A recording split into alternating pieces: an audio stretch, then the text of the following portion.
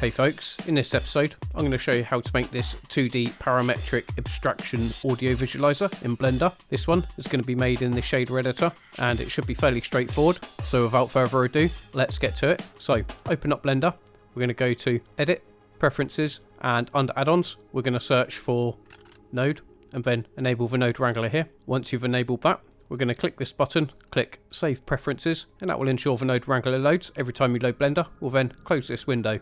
I'll select the default cube, I'm going to hit delete, I'll select the point light, and I'll also hit delete.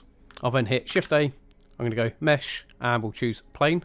I'm going to hit numpad 7 to go to top view, numpad period, and that will zoom in to the active object. I'll then hit Control Alt numpad 0, and that will align the camera to the 3D viewport. I'm going to select my camera, I'll navigate to my output tab over here, and I'm going to set my camera to be vertical. So for the resolution on X, I'm going to type in 1080, and for the resolution on Y, I'm going to type in 1920. I'll navigate to my camera data tab down here. I'm going to set the focal length to 40mm. I'll then go to my object data tab. I'll then adjust my Z location transform for the camera until everything is in frame. Maybe I'll set this to 2.1. I'll just orbit round in my 3D viewport. I'm going to hit Shift A. I'm going to go Light, and I'll choose Point Light. And with the point light selected, I'm going to go to my light data tab over here. I'll set the power to 1000 watts. I'll also increase the radius to 5 meters. I'll go to my object data tab over here. I'll then set the Y location transform to 5 meters, and I'll set the Z location transform to 10 meters. I'll hit numpad 7 to go into top view, and with the point light selected, I'm going to hit Alt D, and that will create a linked duplicate. I'll hit Escape to escape it back in its original position. I'll then navigate to the Object Data tab over here, and I'll set the Y location transform to -5 meters. In my 3D viewport, I'm going to hit numpad 0 to go into camera view. I'll navigate to my render tab over here, and for this tutorial, we're going to do this in Eevee. I'll then take my cursor to the bottom left of the 3D viewport until I see a crosshair. I'll left click and drag up and open up a new window. I'll then change this from the 3D viewport to the shader editor. I'll then select the plane object. In my shader editor, I'm going to click New to add a new material. I'll also hit N to hide the N panel.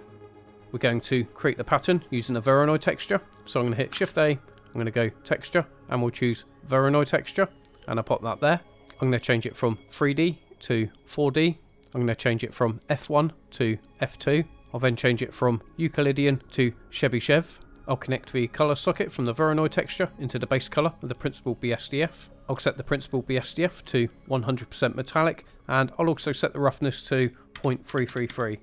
I'll hit Shift A, I'm going to go displacement, and we'll choose bump, and I'll pop that there. I'll then connect the distance socket from the Voronoi texture into the height socket of the bump node. I'll then plug the normal socket from the bump node into the normal socket of the principal BSDF. I'll just toggle on rendered view. On the bump node, I'm going to set the distance to 0.3, and I'm going to set the filter width to 2.5. I'll then hit Shift A, I'm going to go Utilities, Maths, and we'll choose Maths node, and I'll pop that in between there. I'm going to change it from Add to Multiply, and that will just convert it into a black and white texture. I'll then hit Shift A, I'm going to go Color, and we'll choose Color Ramp, and I'll pop that in between there. On the color ramp, I'm going to change the interpolation type from linear to constant. I'll then click this plus button 4 times, and that will add 4 more flags. For this first flag, I'm going to set this to a green tone. This second flag, I'm going to set this to blue.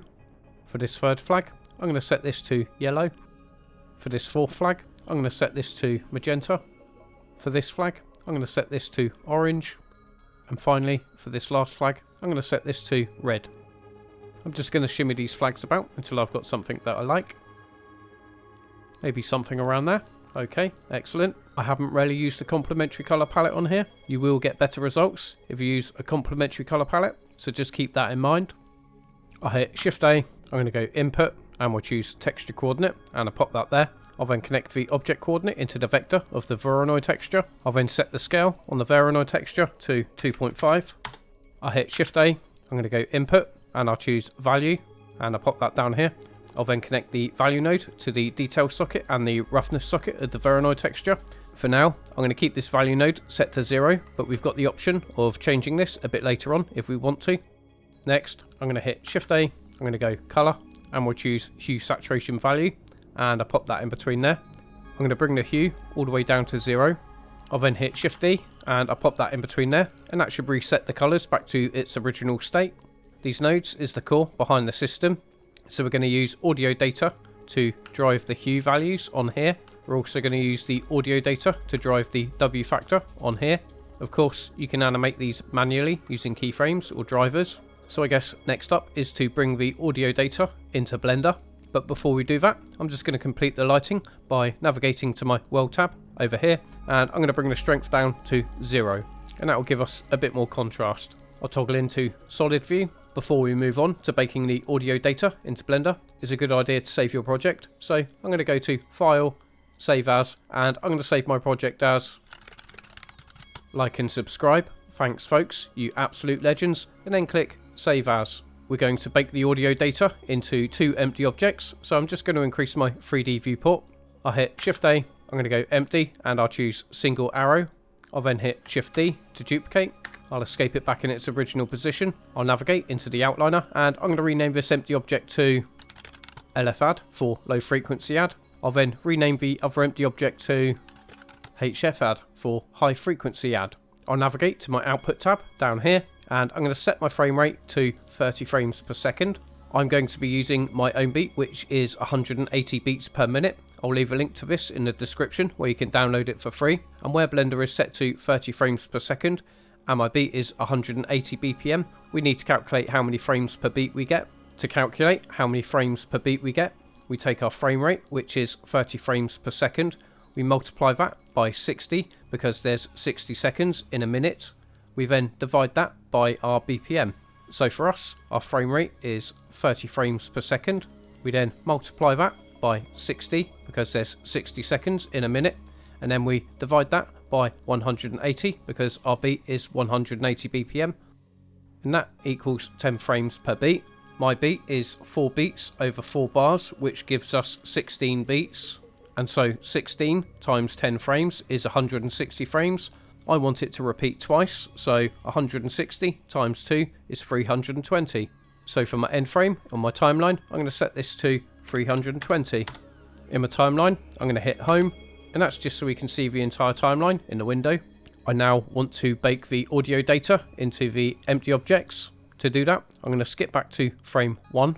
I'll navigate to my object data tab over here, and with the high frequency add empty object selected, I'm going to set a keyframe on the Z location transform set to 0. I'll also select the low frequency add empty object, and I'll also set a keyframe on the Z location transform set to 0. I'll then take my cursor to the top left of the 3D viewport until I see a crosshair. I'll left click and drag across and open up a new window. I'll then change this from the 3D viewport to the graph editor. I'll just hit N to hide the N panel. And now with your low frequency add empty object selected, I'm going to go to the graph editor. I'm going to click channel, and I'll select sound to samples. Locate and select your audio track. I'll be using Escape Break Drums Snippets Clean 180 BPM. And because I've got the low frequency add empty object selected, I only want to capture the low frequencies. Here's an audio frequency range chart I prepared.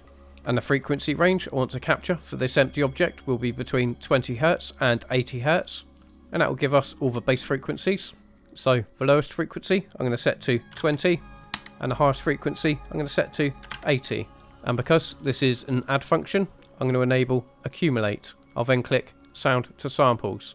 And as you can see by our graph, every time a low frequency triggers the graph, it adds an addition, so it accumulates over time.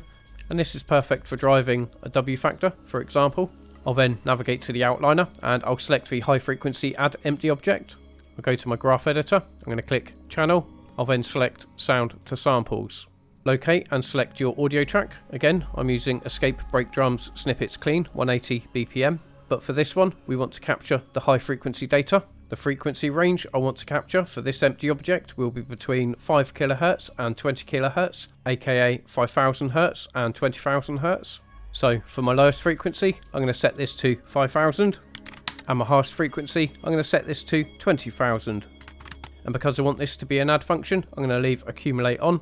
I'll then click sound to samples. And as you can see, now all the high frequencies are triggering the graph to accumulate over time. We finished with the graph editor, so I'm going to take my cursor to the top left of the 3D viewport until I see a crosshair, or left click, drag across, and we'll collapse that window. Now although we have the audio data baked into these empty objects, if we hit play we won't actually hear any audible sound. To bring the sound into Blender so we can hear it, I'll hit Shift A, we go speaker, We'll then navigate to the audio data tab over here.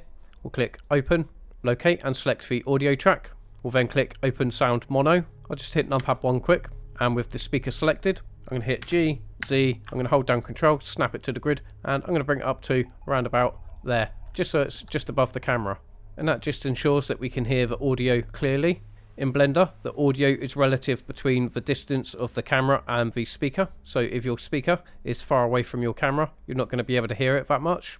So now, if I hit play, you should see that your empty objects is moving in time with the beat. Excellent. I'll just hit numpad 0 to go into camera view. I'm going to skip back to frame 1. I'm going to select the plane object. I'll just expand my shader editor. I'll then toggle on rendered view. And now we just need to bring the audio data into the shader editor. That's easy enough. So I'm going to take this texture coordinate node. I'm going to hit Shift D to duplicate, and I'll pop this over here. I'll then hit Shift A. I'm going to go utilities. We'll go vector, and we'll choose separate XYZ. And I'll pop this down here. I'm going to box select these 2 nodes here. I'm going to hit Shift D to duplicate, and I'll just pop these down here for now. On this texture coordinate node, I'm going to connect the object socket to the vector socket of the separate XYZ. I'll then click inside this box here, and I'll select LF add, and that's our low frequency add empty object. And now we have access to the Z location component here. I can now connect that Z location component into the W factor of the Voronoi texture. And now, if I hit play, you should see that the low frequency audio data is driving this W factor. Excellent. Temporarily, I'm going to hold down control, right click and drag through this noodle, and that will disconnect it from the loop. I'll then take this texture coordinate down here. I'm going to connect the object socket into the vector socket of the separate XYZ. And for this texture coordinate, I'm going to select the high frequency add empty object. I'll then connect the Z socket from the separate XYZ into the W factor of the Voronoi texture. And now, if I hit play, you should see that the high frequency audio data is driving the W factor as well. I want to tone this down a bit because I want the high frequencies to have a subtle effect, whereas the low frequencies should have more of an impact. To do that, I'm going to hit Shift A, I'm going to go Utilities, Maths, and we'll choose Maths, and I'll pop that in between there. I'll then change it from Add to Multiply, and maybe I'll change the value from 0.5 to, let's say, 0.1. I'll just hit play. You can see that the changes are a lot more subtle now. Excellent. So now we just need to combine these two together. So I'm going to take the Z socket from the separate XYZ from the low frequency component and plug it into the W factor. I'll then take this math node. I'm going to hit Shift D to duplicate, and I'll pop that in between there. I'm going to change it from multiply to add. I'll then take the value from the high frequency multiply node into the bottom socket of the add node. So now, if I were to hit play, you should see that the low frequencies, such as the bass kicks, would be triggering major shifts in the pattern, whereas the higher frequencies, such as the cymbals and hi-hats, that will be triggering finer incremental movements. So I'll just hit play, just so you can see that.